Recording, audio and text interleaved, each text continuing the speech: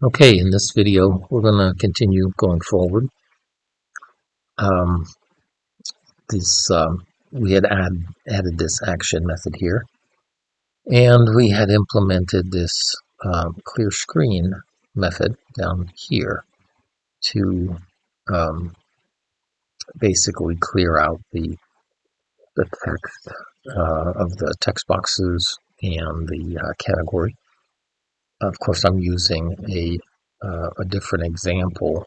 I've modified this. I'm not sure if I did this last time or not, but I've modified my screen to, instead of being text one, text two, so forth, to be like for adding books.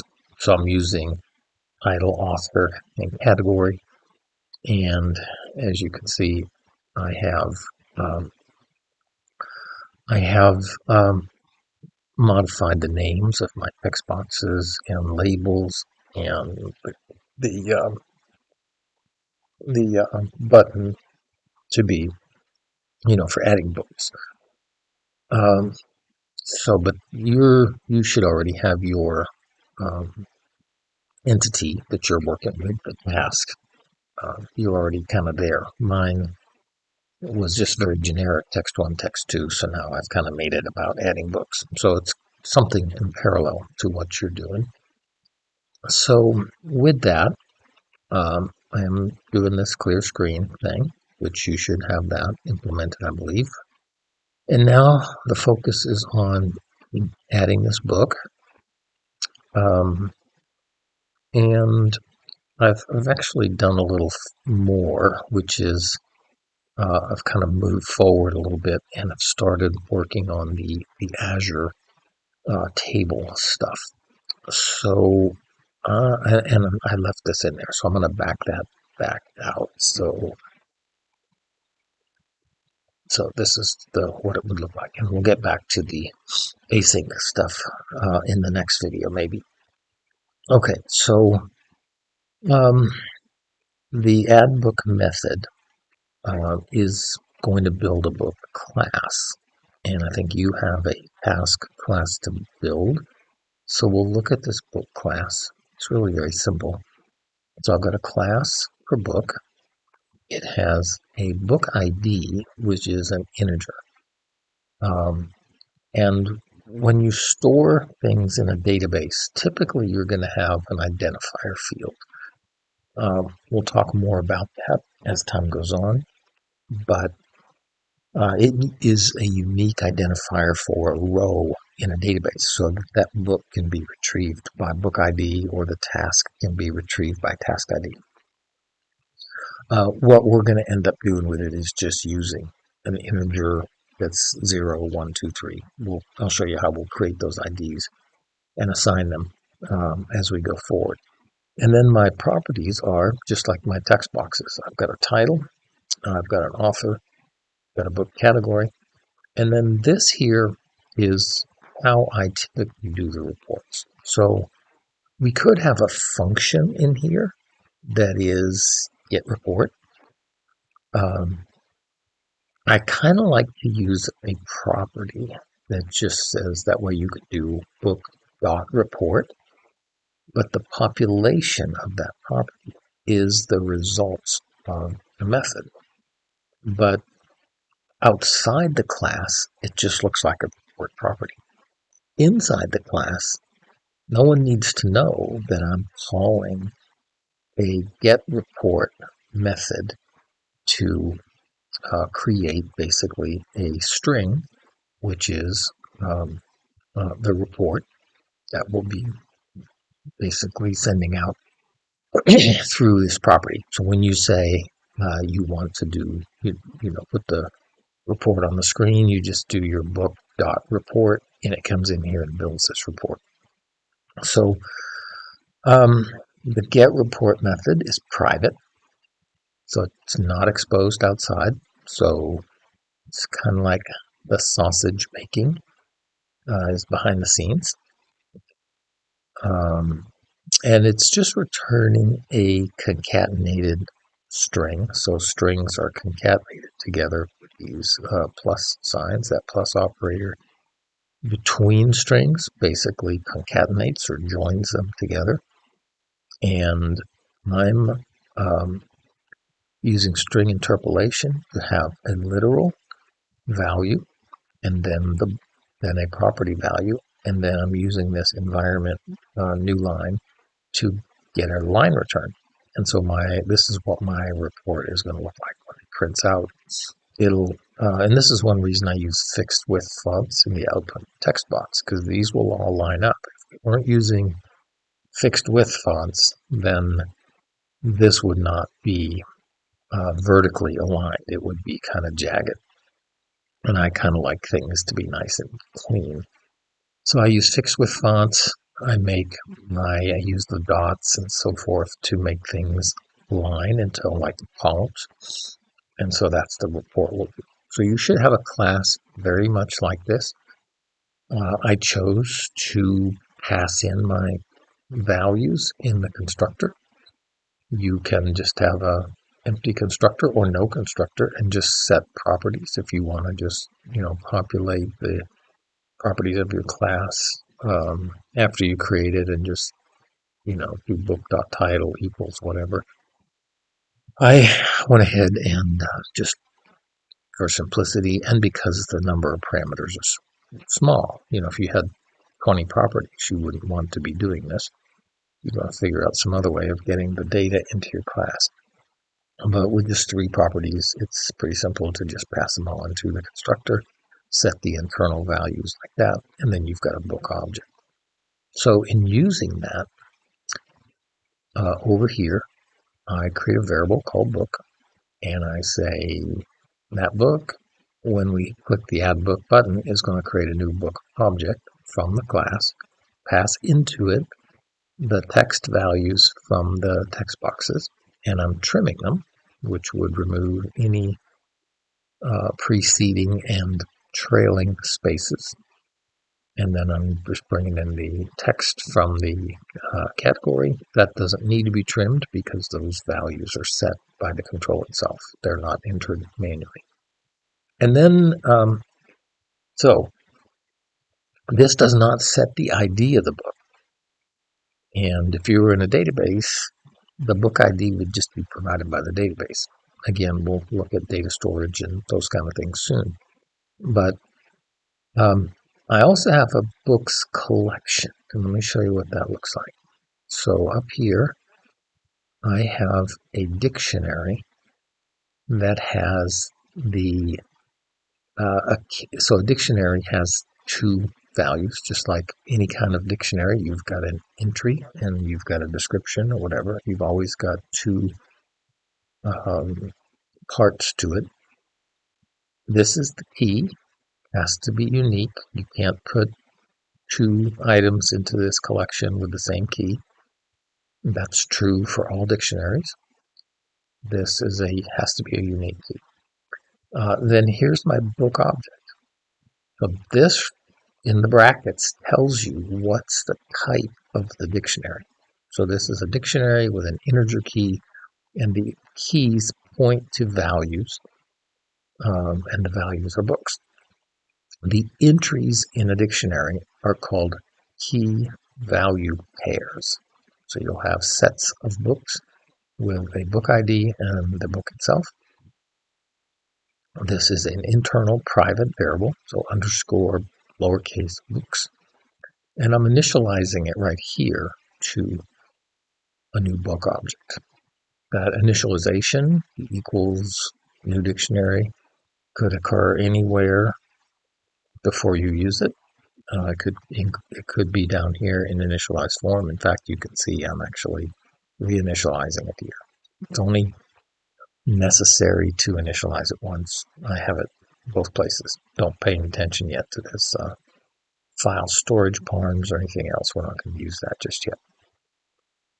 So just focusing on the books dictionary, you'll need one of those. I went ahead and have created these carriage return line feed variables, setting them equal to environment.newline. And this is a variable that has 2 line returns in it. That way you don't have to add this twice. You just say if you want to leave a, not just do a return like this, but if you want to leave a blank line in between a return, you use this CRLF2. And you'll see where that's used as we go forward. Okay, so we getting back to the books. We create the book. It's in the class. We're getting ready to add the book into the dictionary with the key, which is the book ID, and the value, which is the book itself. In order to give the book ID a unique value, I'm simply using books.count, how many books are already in the collection, and I'm adding one to it. So this collection will have no books in it when the first book is added. So it will take books.count, which will be 0, add 1 to it, and so the first book in here is going to be book ID number 1. Then, so this really is adding the books to the collection. This is to build some output, okay?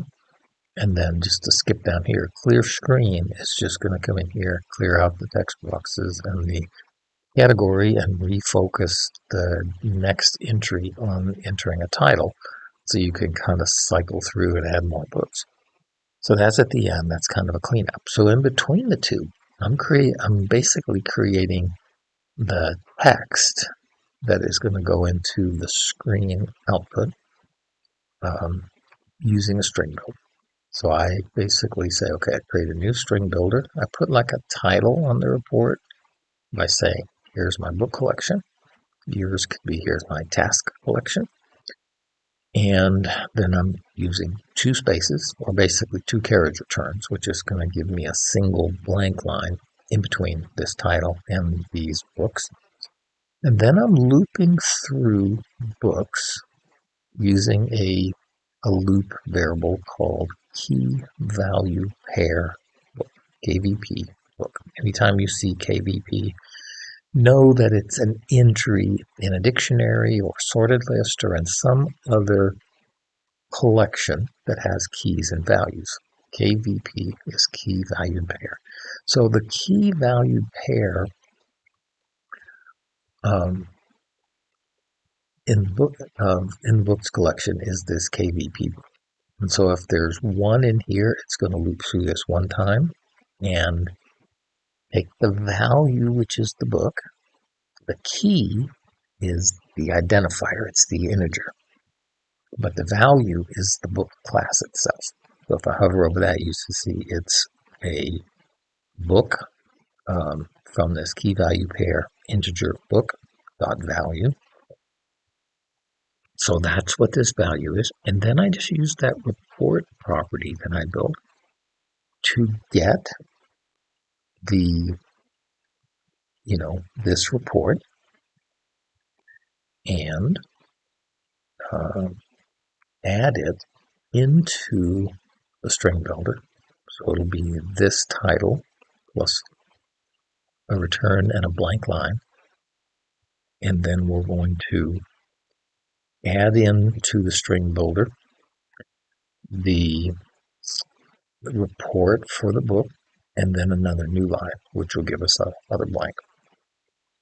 So this will loop through however many books are in the book collection.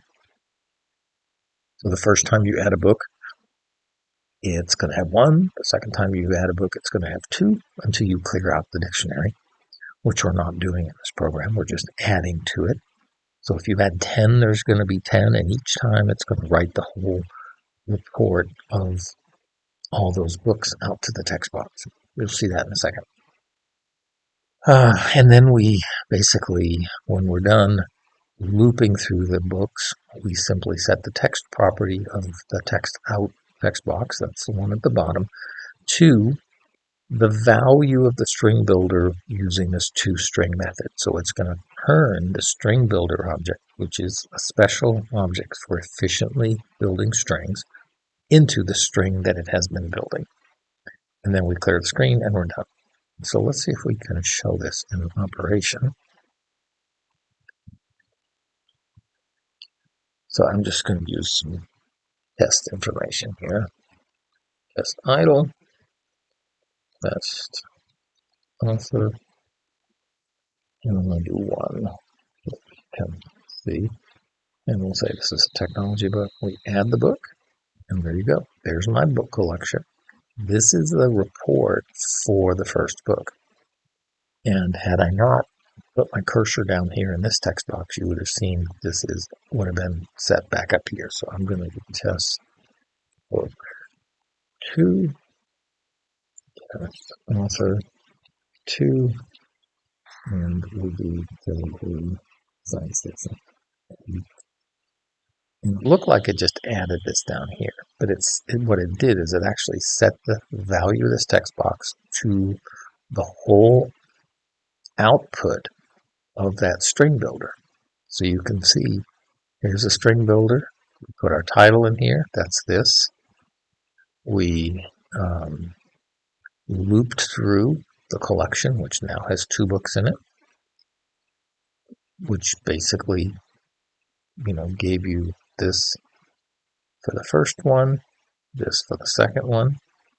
It puts a space in between it, blank line, and the report actually includes a blank line at the end, so that gives you 2 blank lines in a row, or 2 carriage returns in a row, which gives you the space between the books. So let's enter one more.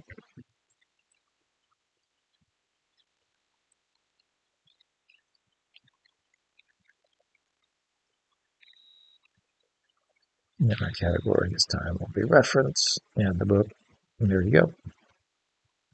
So this is building a collection for the objects entered through this screen, storing the collection locally in memory. There's no database, there's no files, it's all just in the memory of the program, in the dictionary. Okay, so in this dictionary right here called books. And then we're just looping through it and printing it on the screen. So the next video, we're going to start going down the process of getting an Azure table into which we're going to store this data. Okay, so we'll stop here. If you have any questions about this, let me know.